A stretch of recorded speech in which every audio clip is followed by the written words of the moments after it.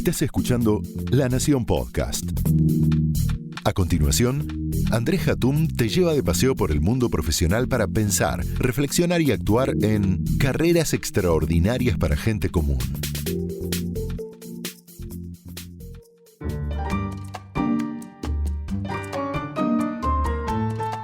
En una empresa de consumo masivo, me comentaban que en el proceso de selección utilizaban un test de personalidad, como usan muchas compañías. Pero ellos tenían preferencias por las personalidades extrovertidas. Me decían, nos gusta la gente extrovertida, aquellos que no tienen miedo de salir a colaborar con los clientes y confrontar a los proveedores. Como si la gente introvertida no pudiera trabajar con clientes.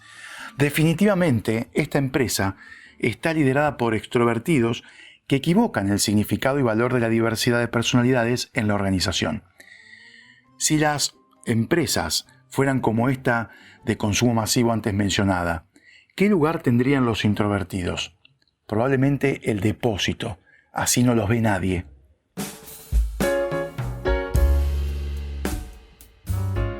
Hay una concepción equivocada respecto de los introvertidos, como personas antisociables, poco amigables y solitarias. Sin embargo, la gente introvertida puede ser más que beneficiosa en una organización. Mientras que el extrovertido recarga su energía con el mundo exterior, el introvertido lo hace pasando tiempo solo o sola. Es la forma que tienen de recargar sus baterías. Cada uno tiene sus formas, el introvertido lo hace así. Antes de avanzar en algunas categorías que creé para poder analizar este tema con ustedes, escuchemos a Miguel Espeche. Miguel es psicólogo y experto en relaciones. Muchas veces se confunde la introversión con la timidez.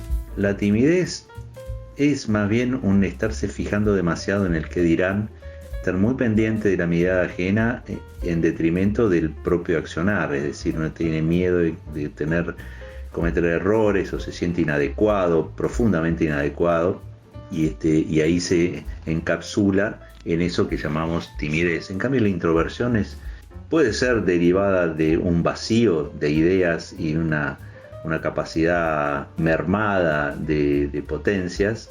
También puede ser producto de cierta mezquindad emocional y de acción también, personas que sean mezquinas, avaras en el compartir, pero también a veces es una cualidad muy sabia, sobre todo en medios en donde hay algún tipo de hostilidad o competencia malsana, en donde el introvertido guarda sus cartas para jugarlas cuando le parece y no necesita estar siempre expresando todo y diciendo todo lo que le pasa por la cabeza, sino que lo hace en el momento justo y adecuado. Eso es muy importante, verlo no como una merma, como algo negativo. Es un error creer que aquellos que son extrovertidos corren con ventaja respecto de lo que son introvertidos. Todo es una cuestión más de sabiduría, más que justamente de decir o no decir las cosas, dejarlas salir o no dejarlas salir tanto. Es importante administrar lo que nos pasa por dentro y ahí está el misterio a resolver. ¿Cuándo conviene ser introvertido o cuándo ser extrovertido? Bueno, ahí está en cada uno tener la sabiduría del juego de las cartas, cuándo poner las cartas con las que uno cuenta, pero hacerlo desde la conciencia y no desde el impulso. Entonces, ¿cuáles son los beneficios que aportan los introvertidos en las organizaciones? Primero, escuchan mejor. Esto se explica porque la persona introvertida procesa internamente la información. Son personas ideales para lograr escuchar atenta y empáticamente.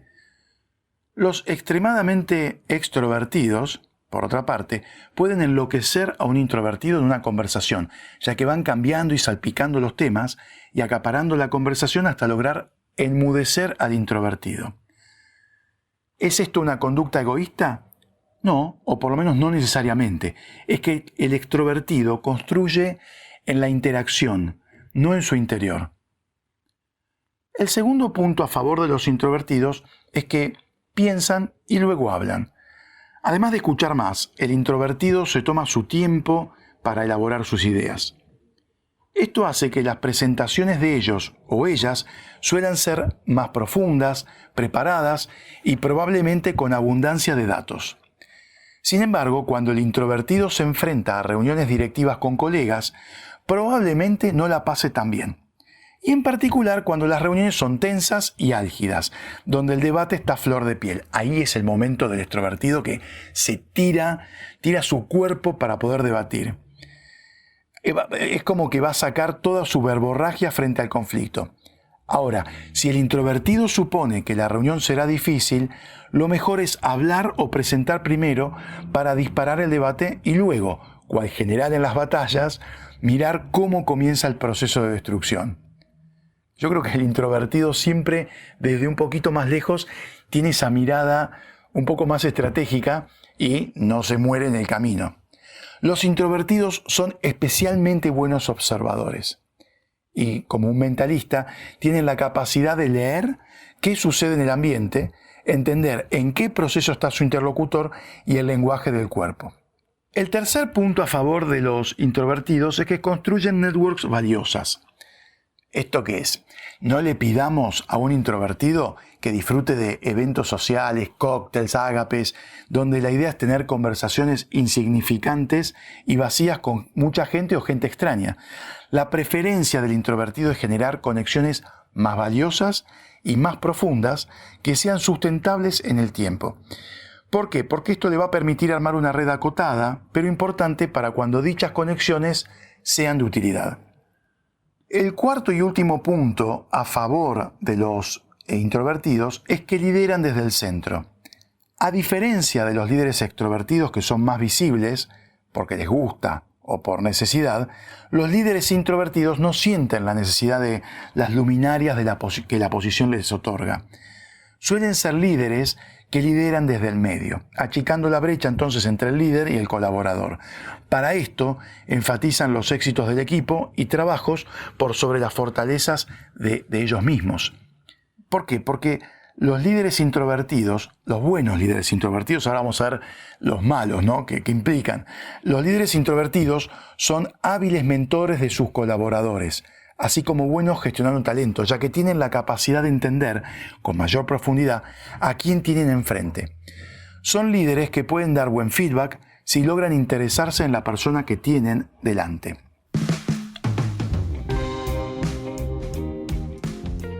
Ahora bien, ¿qué problemas de liderazgo tienen los introvertidos versus los extrovertidos? ¿Qué podemos esperar de un mal jefe introvertido? ¿Y de un extrovertido? Los malos jefes extrovertidos pueden ser bestiales, directamente. Y cuanto más extrovertido, más bestial. Este es un jefe resultadista que genera estrés, puentea a la gente, además de tratarla mal. Es un espanto y hay que convivir con ese tipo de gente. Ahora, cuidado, que un mal jefe introvertido es peligrosísimo, ya que pueden presentarse en formas sutiles, pero mortales.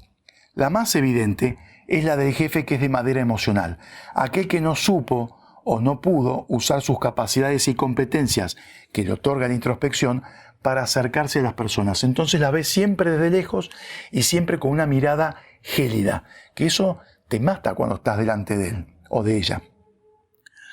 Pero los malos líderes introvertidos, los más peligrosos, se presentan disfrazados como corderos para luego entrar al gallinero y eliminar a las batarazas. Son los psicópatas y maquiavélicos, a quienes los caracteriza la falta de empatía y la necesidad del poder, mucho poder. Van a hacer todo lo posible para conseguir lo que quieran, pero desde las sombras. Con esa gente, mucho cuidado. Entonces, para cerrar, desmitifiquemos la dicotomía de extrovertidos versus introvertidos. La calidad del líder pasa por otros lugares que van más allá de su personalidad. Y también tengamos en cuenta que un jefe introvertido, si es un buen jefe, es buenísimo. Soy Andrés Hatum. Muchas gracias. Esto fue Carreras Extraordinarias para Gente Común. Un podcast exclusivo de La Nación. Escucha todos los programas de La Nación Podcast en www.lanacion.com.ar. Suscríbete para no perderte ningún episodio. Estamos en Spotify, Apple Podcast, Google Podcast y en tu reproductor de podcast favorito. Seguí escuchando La Nación Podcast.